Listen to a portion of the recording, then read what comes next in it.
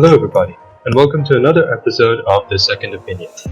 I'm Nabeel, your host for today, going right into second year MBBS, and I'm joined by my co-moderator, Aathira. Hey guys, I'm Aathira. I'm a first year MBBS student. And today, we have a special guest for you, one of our seniors actually, who's just now going into a final year of MBBS, Katya. Hello everyone. Okay, so it's nice to have you with us, Katya, today. And first and foremost, we do have a quite important question for you.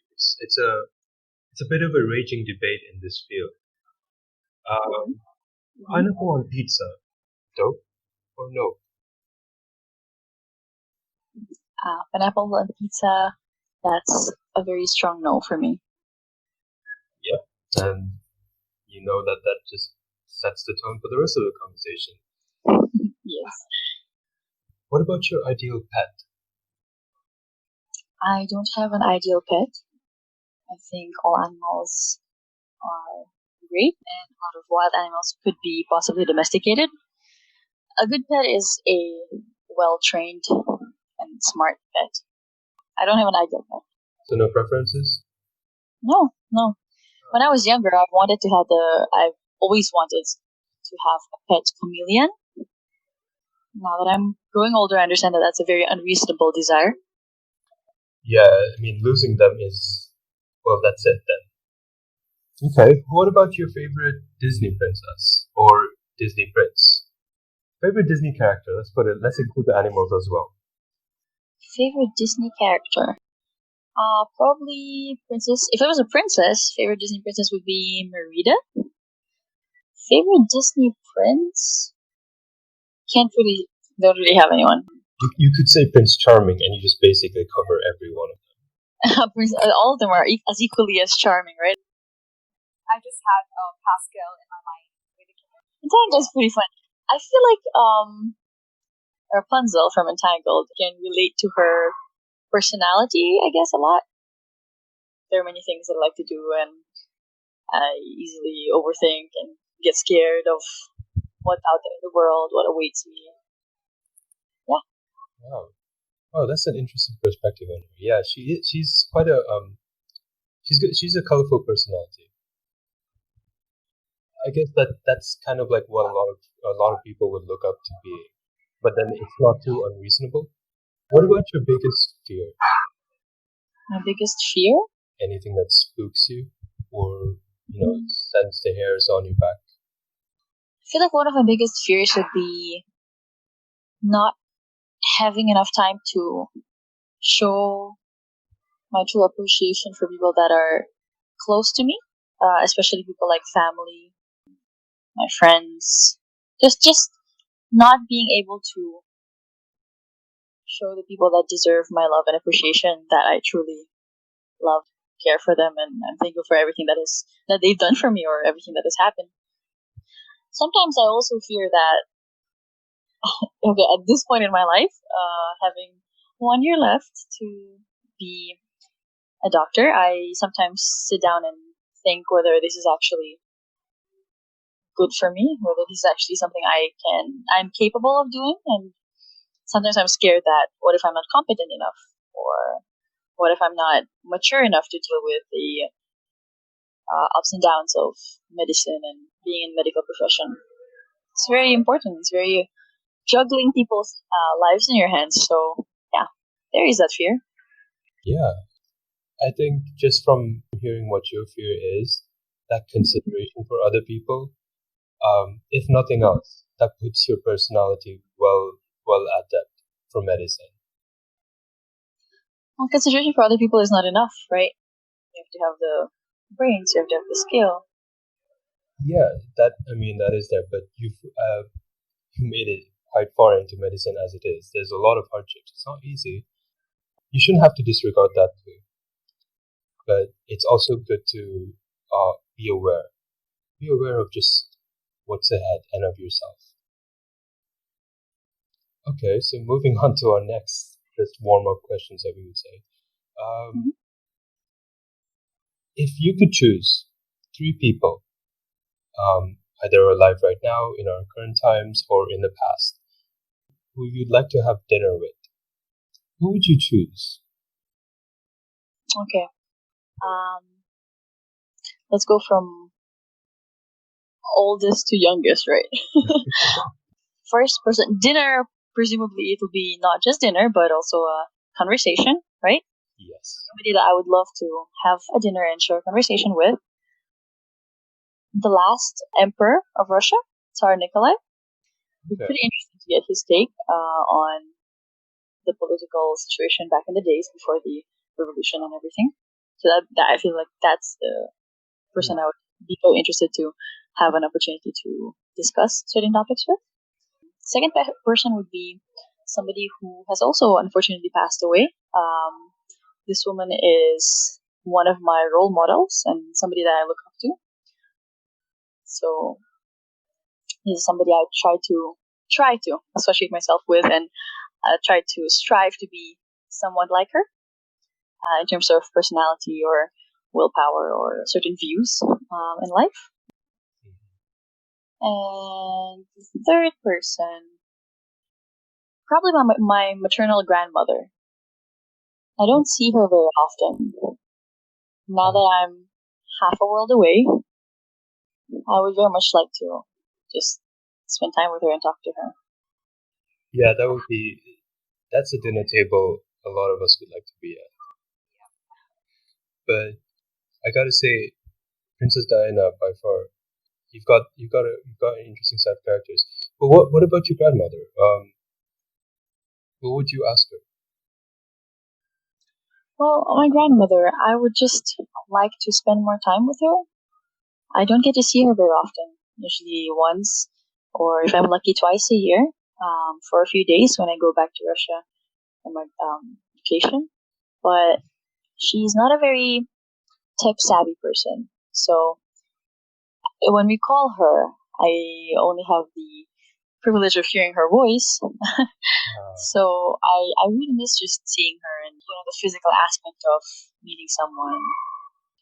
I would really like to have the opportunity to just sit down there, hold her hand, and update her on my life, show her pictures, possibly make her meet my friends, and yeah.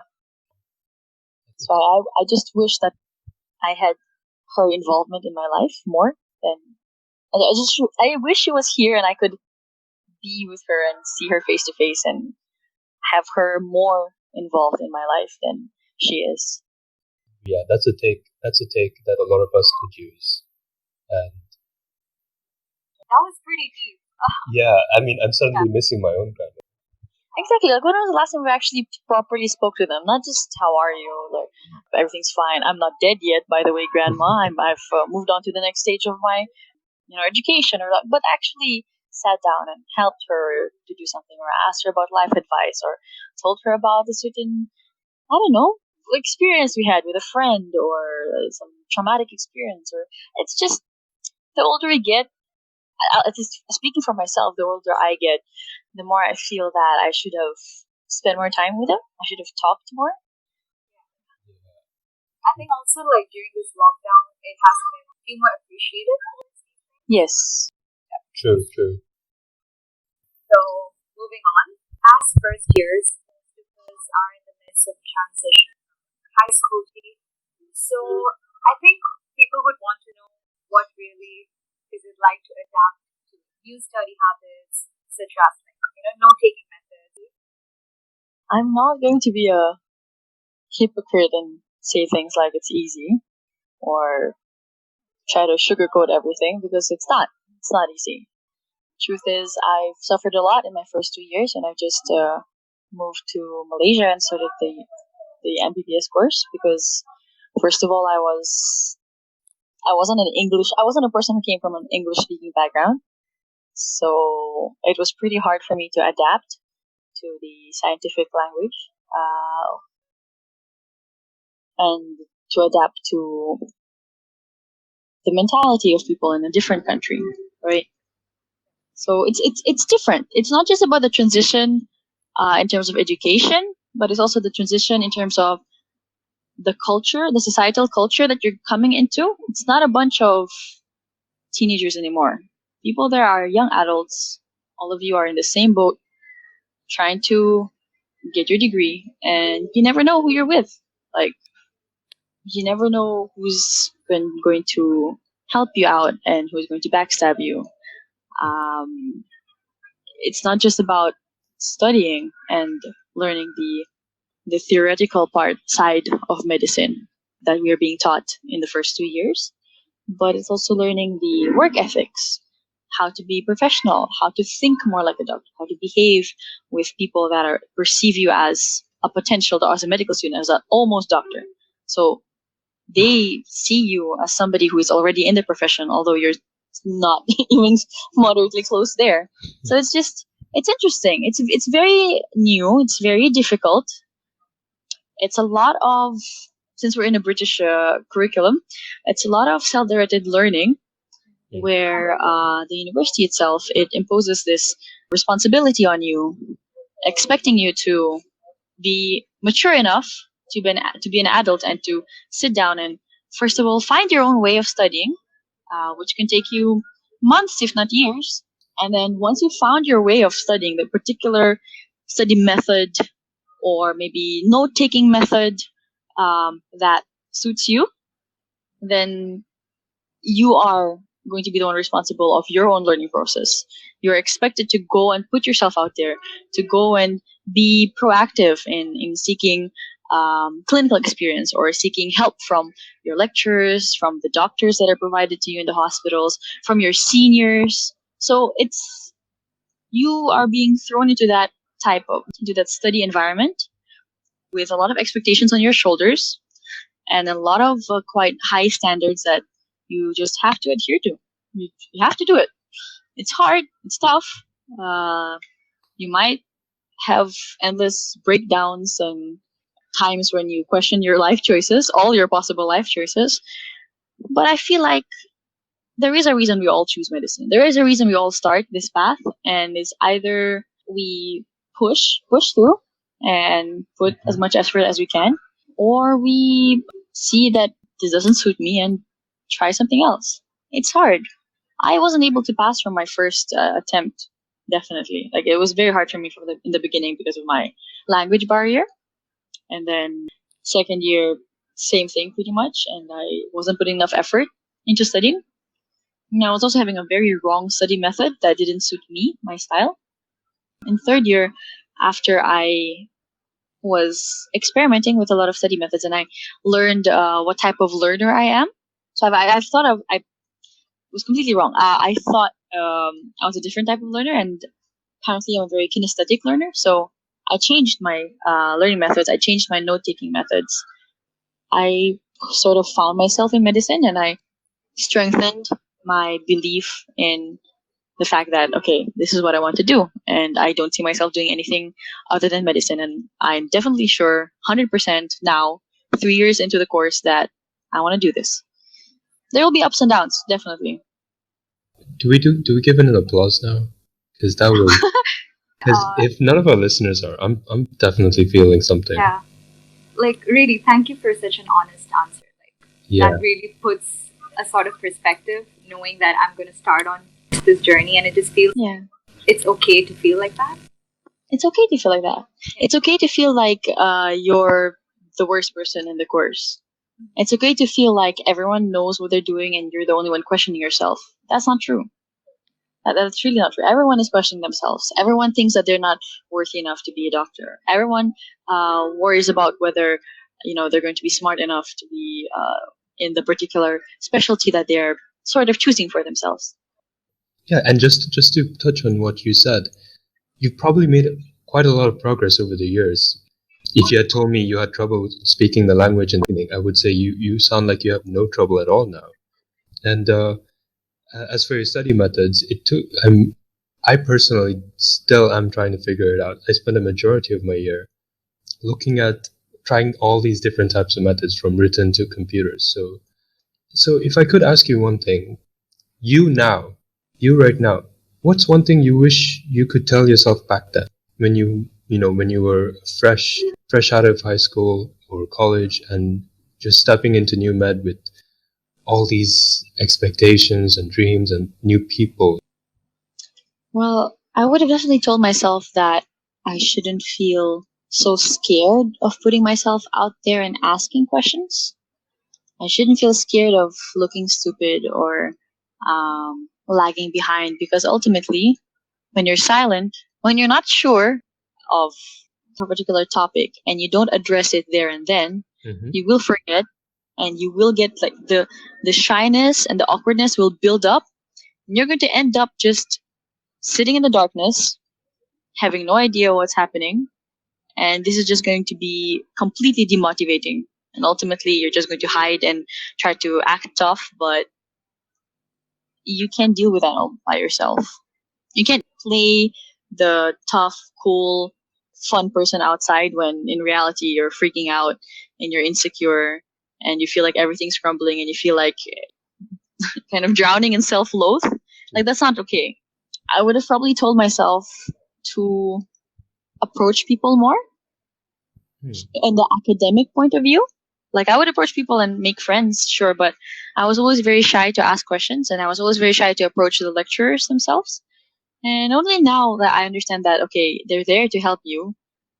It's fine to embarrass yourself. It's fine to put yourself out there, because ultimately it's a learning process. We are all students now. Yeah, so it's better to ask a question now, get the answer, feel stupid for Yeah. a few hours, get the answer, study it and refresh it and go and pass your exams, then feel like you don't know anything. And then the moment you go to the hospital, you'll be an idiot for the whole for the rest of your life, or for the rest few months of you actually dealing with patients.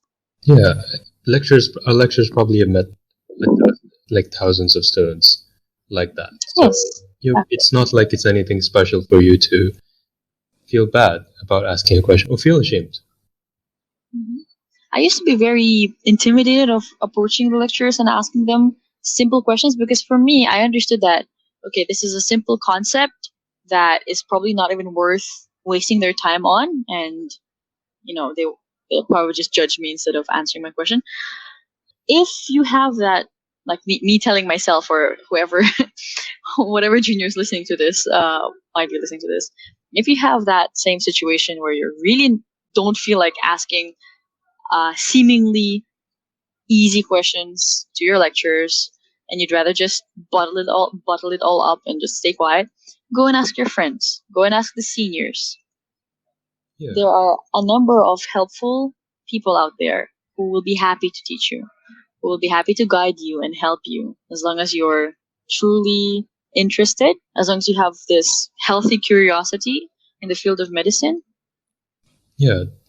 So yeah, anyone listening, take note. For seniors here, I'm sure Katya wouldn't mind being approached by someone who has a question. And Yeah, sure. Aathira, I believe you had a question about Yeah, something to so do with. so taking it to another direction. Everybody is going to experience this, which is drawing blood for the first time. Would you mind sharing your experience, what it was like, or like how it was when you were like practicing on each other while taking blood? Oh, okay. So it's actually a funny story. Back in first year, we were all divided into groups for our family study with our patient, Mhm. and we had to practice taking blood from the mannequins, right? And at one point, me and my study partner, we decided to actually steal some stuff from the, like, all the needed equipment from the clinical skills lab. Please do not do this without asking the lecturers. They will be more than happy to actually give it to you. Some lecturers encourage you to practice with your peers, some don't. But yes, just don't do what I did. Go and actually ask. We did it behind the lecturer's back. This is totally going to air, and I'm totally going to get into trouble for this, but You're it's probably fine. going to. And we ended up trying it on each other. And although it was very scary, I managed to draw blood from my study partner. That person ended up almost fainting when they when they were taking my blood, and in the process of starting to faint, okay, so the needle was in my hand, in my vein, obviously in my arm. That person started to faint, and in that process, the needle kind of poked through my vein. Ooh. So I yes, the blood started pooling like right under the skin.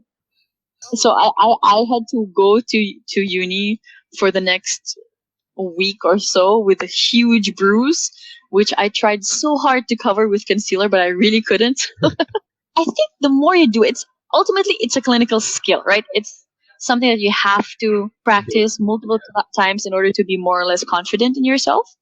And of course, you have to practice on the mannequin before you feel confident enough on practicing on the real person, preferably one of your peers, so you yourself can give each other feedback and can look after each other and can understand, how does it feel? Maybe there's a particular technique that I'm doing wrong, or yeah. And then only after that, when you're confident enough, go and do it on a patient. Even in some hospitals, they were very much happy with you practicing on the young doctors there. So, Nabeel, what was your experience like? Well, thankfully, mine wasn't so dramatic. It mostly, we didn't practice on each other just yet. So when it came to the mannequin, I mean, you can expect a range of experiences, but listen to your lecturers, follow the advice, and don't be afraid of making mistakes, especially on the mannequin. And try and just, as Katya said, it's a clinical skill. I can tell you that a lot of people who did show up the next day with these yellow fingers because they got poked and they'd have this solution poured on them. Yeah, we made fun of them. We were brutal. So let's move on to one of our last few questions. And that's, Katya, you've been through a lot these past few years, right? And you've a lot more to come. But perhaps, what's been your biggest obstacle, your stumbling block? Something that happened to you that really set you down. It got your moods down. You were blue, but you managed to pick yourself up and learn something from it. What kind of experience was that? The biggest breaking point from the negative perspective, right, was me having to repeat my third year. Yeah, I failed the SBA by very by a tiny percentage, which was very discouraging, and it was just very confidence crushing. Like it was self-esteem crushing because I passed all my other exams, all my clinical exams, my master's with the clinical lecturers in the hospitals, which usually is the hardest part. Yeah. And when it came to the test, I just lacked 1 point something percent to pass, and that I ended up locking myself for a good month and just crying and trying to understand, like, okay, what did I do wrong? Where did I go wrong? At what point did I make a mistake in maybe my time management or my studies or planning of how to prepare for the exam. So I was very demotivated and disappointed in my own self, and I was very upset that my batch was moving forward without me and I'm kind of lagging behind and wasting another year. Because I got to repeat the year, something that I thought was a very big disadvantage to me, that I'm staying back and having to, lag 1 year behind all my peers and my friends that are moving forward. It was actually a good thing for me because third year is very hard and it's very heavy on material. I got the opportunity to repeat everything twice. And in the hospitals, because I had to go again, I was able to build a better rapport with the doctors there, with my own clinical lecturers. I was less shy this time and I knew what to do, and I wasn't as scared of putting myself out there and asking for things and asking for help or asking to assist or asking to be more involved in things that I would have never guessed I would be involved in. So, and because I got to repeat everything again, I was able to see twice as much patients and conditions. I was able to do twice as much clinical examinations. So I was able to refine those, clinical skills, procedural skills, and also history-taking skills. In every single rotation that you do, it's very different. And be with, pediatrics or women's health or psychiatry. They're all very different. And to hold all that information in your head, it's 1 year is honestly not enough. Would you say that what you initially thought was what a lot of people would say was a bad experience turned out to be overall beneficial for you? Yes, I would say it was very beneficial for me. And you It was bad in the beginning because it was a huge blow to my self-esteem, right? yeah. But ultimately, I gained a lot of knowledge from that. I managed to focus on, this is my path. It doesn't have to be like everybody else. I have my own timeline of doing this. I have my own way of getting my medical degree. If I have to repeat and know something better and study harder, then I'll do that. Well, that does make it sound much better, and I guess that is much better for you. You would have improved on yourself miles ahead of a lot of other people. And hopefully this has prepared me better. It has equipped me better to go into my final year and repeat the same rotations and go more in depth. Hopefully, graduate. No, I know that by coming on this podcast with us, you've no doubt assured a lot of other people that even if the worst does come to, it doesn't always have to be the worst. It's not the end of the world, honestly. And the most important thing is you shouldn't ever compare yourself with anyone. We tend to do that a lot, especially in medicine. In the medical field, students tend to be very competitive and they tend to compare themselves with their peers or with a friend that studies in a medical university somewhere else. Well, curriculums are different and our personalities are different. Yeah. So thank you so much, Katya, for all the inspiring words you've given us and the knowledge. It's just a gold mine what you've given us. I want you to know that we're not all robots out there. Nobody's perfect, and it's not easy. Through your experiences, you've shown us that we can do it, and that everyone has their own story. And what's better is if you're going to compare someone, at least learn something from them. And from you, Katya, we have learned a lot. So before we wrap up, I think maybe you can give us one piece of advice that you'd like to give to newbies or other medical students. I would say try different things within the first year of you studying. Don't just stick to one learning method. If you think you study well alone, try putting yourself out there and study in a study group. Because I've noticed that for me, it really depends on the topic I'm studying and on the things I'm doing. If it's a complex topic like, for example, pediatrics, I find them interesting, but I find it very hard to remember which values differ from adults and children. So for me, that's kind of hard. So if I study with my study group, it's much more easier because we tend to correct each other much better. When you do it with your friends or your peers, you tend to learn better through their own feedback and their advice, or you learn better by looking at how they do things. But for example, if it's psychiatry, I like to sit down and think and kind of understand it fully. And it's a lot of reading and memorizing. So for that, I like to study it alone. So I need to sit down, isolate myself, and just emerge. And so that I need to do it alone. Things like, for example, ONG, where it involves the mother and the child. Mm-hmm. I tend to learn that better in the hospital because I get to get my perspective. I mean, I come with my own knowledge and my theoretical side, but I also look at the two patients that are present there, the mother and the child, and I just like studying ONG in the hospital round itself. So just try as many learning methods, study methods as you can, including note-taking methods. Okay. Because I found my note-taking method after getting advice from a senior in UNED back when I was in the end of my second year.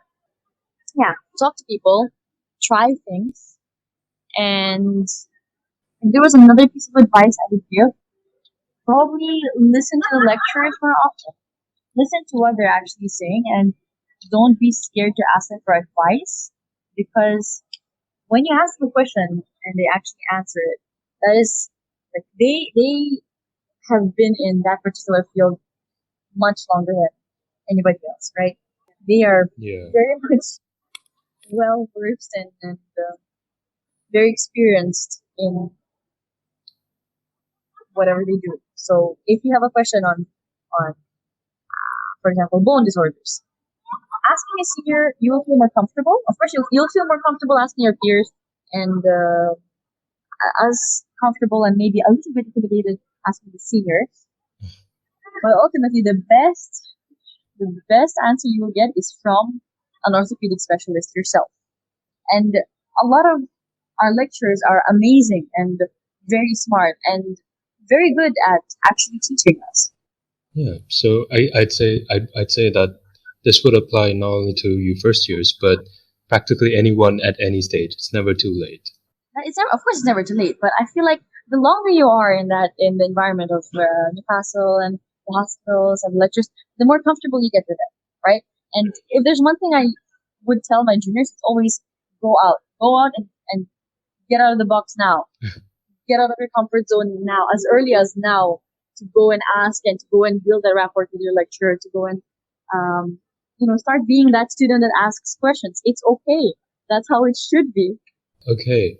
And with that, I assume we conclude the podcast. So, Katya, once again, thank you so much for joining us today and for speaking on these heavy but really useful matters. And I'm sure a lot of us have quite a bit of brain food and notes to take away from this podcast. Thank you for having me. These are normal conversation topics that you will have when you enter med school, and it's good that you. Yeah, I think this podcast is a great idea, and I really encourage you to continue, and I support. Thank you so much. That means a lot, Yeah. and I hope the rest of you take that advice and listen to the rest of our episodes for that shameless plug. Yeah. Thank you so much. Good luck with your studies. Thank you. Thank you, and farewell, and enjoy the rest. Enjoy whatever days you have left until your start of the term, and then enjoy the rest of those days as well. And stay safe in this pandemic, and the rest of you. Thank you. Stay safe as well, and enjoy, guys. That's it. That's another episode of The Second Opinion, and we hope that everyone enjoyed it.